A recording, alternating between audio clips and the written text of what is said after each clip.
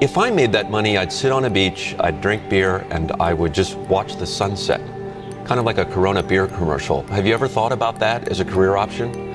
I find that really pretty boring. So that would be torture. If I had to do that every day, that would really be pretty awful for me. I really need to be preoccupied with something. If I'm just sort of sitting there relaxing, I can only do that for a very short period of time, and then it becomes unbearable. And you want to make money, but are you motivated beyond just the profit motive and racking up dollars? And no, I'm a volunteer. I mean, I don't need the money. There's nothing, it's not like I'm sitting here saying, I wish I could buy such and such a thing. I could buy it. I get paid minimum wage, actually. I don't even get overtime. I think my sort of drive to get it done is somewhat disconnected from hope, enthusiasm, or anything else. I actually just don't care about hope or enthusiasm, motivation. I just give it everything I've got, irrespective of what the circumstances may be. You just keep going and get it done. I think it's very difficult to start companies and quite painful. I think that's important to bear in mind. It's much easier to get a job somewhere. Much easier, much less stressful. You'll have more time for other things. But would you be happier? No, I wouldn't be. I'd be unhappier. So it's really like, if you're sort of wired to do it, then you should do it, but not otherwise. It's not going to optimize your leisure time or anything like that. It's going to be extremely difficult and stressful. So you must feel compelled to do it. Let me put it this way: if you need inspiring words, don't do it. Yeah, I mean, it's really hard starting a company. I mean, you have to basically be prepared to work constantly, from when you wake up to when you go to sleep. You have to be willing to deal with a lot of difficult problems and thorny problems, willing to deal with an enormous amount of stress. You just got to push yourself super hard. I wouldn't recommend it for most people. Yeah. I definitely feel stressed. Yeah, it's been incredibly difficult and painful the last several months. Mm-hmm. Painful? Absolutely, of course. Yeah. Yeah, I mean, I'm sleeping on the factory floor, not because I think that's like a fun place to sleep. Terrible. Sleeping on the factory floor, why are you doing that? Because I don't have time to go home and shower. I don't believe people should be experiencing hardship while the CEO is off on vacation. I certainly never expected to see the level of success that's occurred, because I'm actually an engineer, but I discovered that in order to do the engineering that I want to do, I have to have my own company. Otherwise, somebody makes me do something I don't want to do. For me, it's always about, does what I'm doing matter? If we are successful, does it matter to the world? And so there are easier ways to make money than starting a rocket company or, say, a car company. The odds of me coming into the rocket business, not knowing anything about rockets, not having ever built anything, I would have to be insane if I thought the odds were in my favor. Why even begin? When something is important enough, you do it even though the odds are not in your favor. How much of your personal fortune have you poured into this? $100 million. $100 million into something that you did not believe would work at the beginning. Yes. But at the age of 37, he hit rock bottom. His first rockets failed to reach orbit, and an early model Tesla Roadster had quality problems. In 2008, the rocket company is not going well. You've had 3 failures. The car company is hemorrhaging money. Yeah. And the American economy has tanked in the worst recession since the Great Depression. Right. That was definitely at the worst year of my life. If that 4th launch hadn't worked, that would have been it. We would have not had the resources to mount a 5th. You couldn't have gone out at that point. Yes, death would have been, I think, inevitable because we did not have the resources to mount a 5th launch. Yeah, I wish it wasn't so hard. There are people who've been in the rocketry business for decades who say about you that you don't know what you don't know. What are you trying to prove to them? What I'm trying to do is to make a significant difference in spaceflight and help make spaceflight accessible to almost anyone. And I would hope for as much support in that direction as we can receive. What keeps you fighting for your vision? What helps you to reach your dream? Well, I mean, I think I'm kind of constitutionally just geared to just keep going. Certainly, there are times when things don't go well, and then that's quite dispiriting, for sure. And so then it's difficult to proceed with the same level of enthusiasm. But I do think the things that we're doing are pretty important to the future. If we don't succeed, then we will be certainly pointed to as a reason why people shouldn't even try for these things. So I think it's important that we do whatever is necessary to keep going. How many things can you buy that you really love, that really give you joy? So rare, so rare. I wish there were more things. That's what we're trying to do, just make things that somebody loves. A future where we are a spacefaring civilization and out there among the stars, this is very exciting. This makes me look forward to the future. This makes me want that future. You know, there need to be things that make you look forward to waking up in the morning. You wake up in the morning, you look forward to the day, forward to the future. A future where we are a spacefaring civilization and out there among the stars, I think that's very exciting. Persistence is extremely important. You should not give up unless you're forced to give up. You know, there's no other choice. Now that principle can be misapplied if you happen to be trying to penetrate a brick wall with your head. You have to be cautious in always saying one should always persist and never give up, because there actually are times when you should give up because you're doing something in error. But if you're convinced that what you're doing is correct, then you should never give up. And you know, life has to be more than about solving problems. You know, if all that life is about is solving problems, why bother getting up in the morning? There have to be things that inspire you to, you know, that make you proud to be a member of humanity. Well, it's like the Nike slogan, you know, just do it. You know, just showing up is half the battle. Just, you know, you got to try hard to do it, and don't be afraid of failure. As Edison said, you know, it's 1% inspiration, 99% perspiration. Not be afraid to innovate, but also don't delude yourself into thinking something's working when it's not, or you're going to get fixated on a bad solution. Yeah, and I think also just don't be afraid of new arenas. You know, you can get a book, you can learn something, and experiment with your hands, and you know, just make it happen. Find a way or make a way to get something done. I think people should be nicer to each other, and give more credit to others, and don't assume that they're mean until you know they're actually mean. You know, it's easy to demonize people. You're usually wrong about it. People are nicer than you think. Give people more credit. I'm probably not the guy that most people would bet on. Who wins? It's like a little kid fighting a bunch of sumo wrestlers. Usually the sumo wrestlers win. We're a little scrappy company. Every now and again, a little scrappy company wins. And I think this will be one of those times. Creating a company is almost like having a child. So it's sort of like, how do you say your child should not have food? So once you have the company, you have to feed it and nurse it, yeah, even if it ruins you? Yeah. I think when I was, 5 or 6 or something, I thought I was insane. It was just strange. Because it was clear that other people did not. Their mind wasn't exploding with ideas. It was like, and strange. I don't think you'd necessarily want to be me. It's very hard to turn it off. It's like a never-ending explosion. All the time. You've said that this has been the toughest year for you, the most sort of taxing year for you. Like, why? 22 hours a day, or like what? How many hours? Just working, so 7 days a week, sleeping in the factory.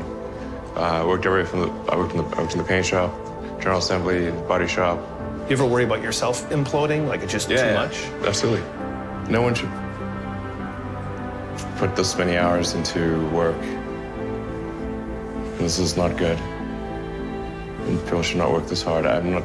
They should not do this. It's very painful. Painful in what sense? It hurts my brain and my heart. So this is not recommended for anyone. I just did it because if I didn't do it, then Tesla good chance Tesla would die. I mean, Tesla really faced a severe threat of death due to the Model 3 production ramp. Essentially, the company was bleeding money like crazy, and just if we didn't solve these problems in a very short period of time, we would die.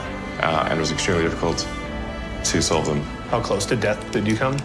Within single-digit weeks.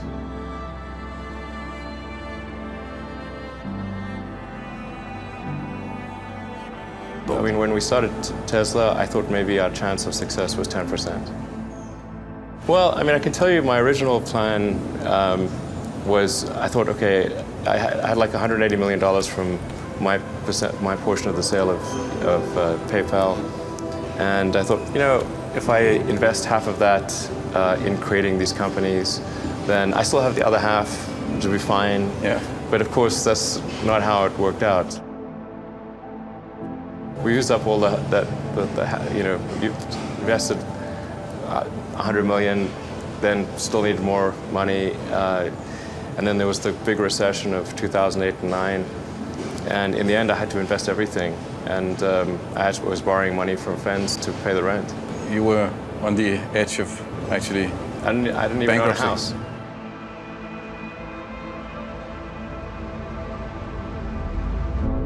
I didn't think it would be easy.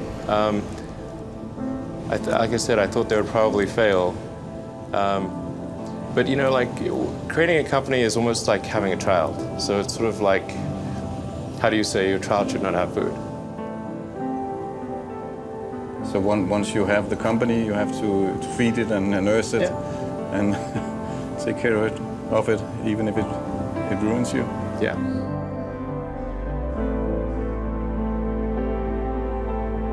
But suppose there were some tough times in 2008, end of 2008. How did you get through that period of crisis? Yeah. Can we just break for a second? Sure, of course.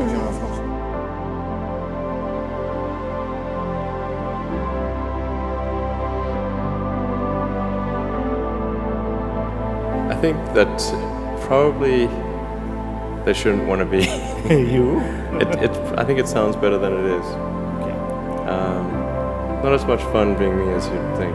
There's definitely, it could be worse for sure, but it's, I'm not sure I want to be me. It has actually been a very difficult journey, I have to say. My priority right now is to try to add some more management bench strength to Tesla in particular, so that I can take a vacation. You know, in the last 12 years, I've only tried to take a week off twice. The first time I took a week off, the Orbital Sciences rocket exploded and Richard Branson's rocket exploded in that same week. Second time I took a week off, my rocket exploded. The lesson here is don't take a week off.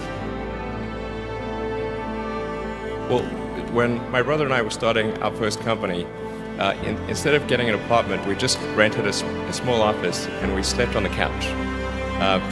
And we showered at the YMCA, and we're so hot up we had just one computer. So the website was up during the day, and I was coding at night, 7 days a week, all the time. And I sort of briefly had a girlfriend in that period, and in order to be with me, she had to sleep in the office. So work hard, like I mean, every waking hour. That's the thing I would say, particularly if you're starting a company. Trying to build a company and have it succeed is like eating glass and staring into the abyss. I mean, what tends to happen is it's sort of quite exciting for the first several months of starting a company, and then reality sets in. Things don't go as well as planned. Customers aren't signing up. The technology or the product isn't working as well as you thought. And then that can sometimes be compounded by a recession, and it can be very, very painful for several years. When you had that third failure in a row, did you think, I need to pack this in? Never. Why not? I don't ever give up. I mean, I'd have to be dead or completely incapacitated. You know, there are American heroes who don't like this idea. Neil Armstrong, Gene Cernan have both testified against commercial spaceflight in the way that you're developing it, and I wonder what you think of that. I was very sad to see that because those guys are, yeah. You know, those guys are heroes of mine, so it's really tough. You know, I wish they would come and visit and see the hardware that we're doing here. And I think that would change their mind. They inspired you to do this, didn't they? Yes. And to see them casting stones in your direction. It's difficult. Did you expect them to cheer you on? Certainly hoping they would.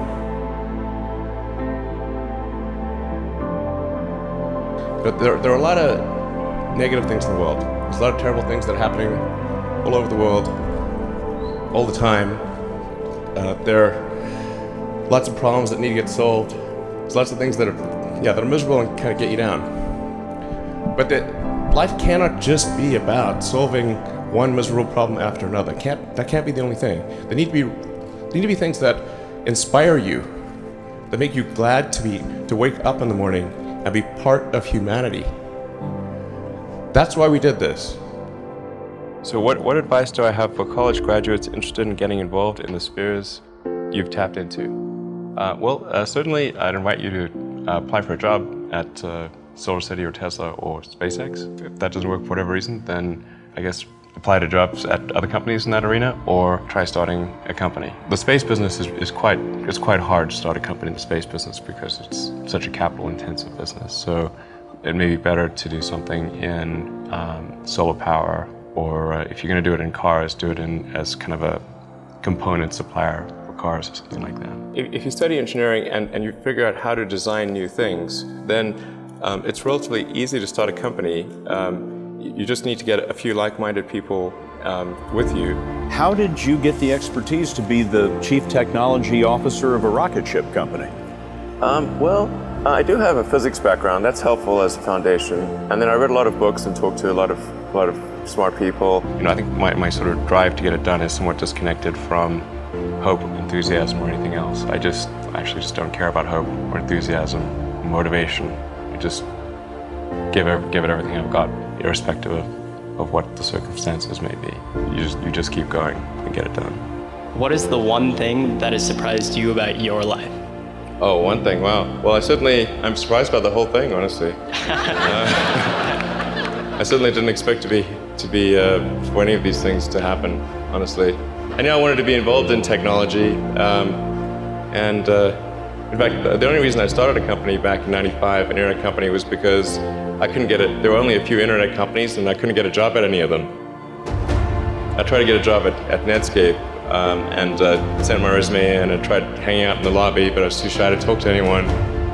And then I was like, okay, well, I guess I'll have to start a company because I can't get a job anywhere.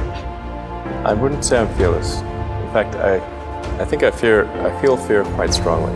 But if what we're doing what I'm doing I think is important enough, then I just override the fear. I think also people tend to overweight risk on a personal level. It's one thing if you've got, a mortgage to pay and kids to support, and that if you were to deviate from your job, how are you going to feed your family and pay the rent? And okay, that's understandable. But let's say you're young and you're just coming out of college or coming out of high school or whatever. What do you risk? You're not going to starve. I mean, it's really certainly not in any kind of modern economy. It's so easy to earn enough money just to live somewhere and eat food. So I don't know what are they afraid of? They're mostly afraid of failure, I think. But people should be less risk averse when there's not much at risk. I was at sort of a slight existential crisis because I was trying to figure out what does it all mean? Like, what's the purpose of things? And I came to the conclusion that if we can advance the knowledge of the world, if we can do things that expand the scope and scale of consciousness, then we're better able to ask the right questions and become more enlightened, and that's really the only way forward. What drives you? What is it that when you wake up in the morning, do you see a problem and you want to solve it? I think the thing that drives me is that I want to be able to think about the future and feel good about that. We're doing what we can to have the future be as good as possible, to be inspired by what is likely to happen, and to look forward to the next day. That's what really drives me is trying to figure out how to make sure that things are great and going to be so, and that's the underlying principle behind Tesla and SpaceX. I think particularly for Americans, think about America is a nation of explorers. People came here from other parts of the world, chose to give up the known in favor of the unknown.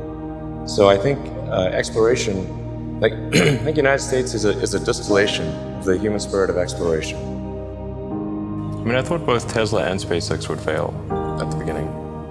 You saw it? Yeah, sure. Really?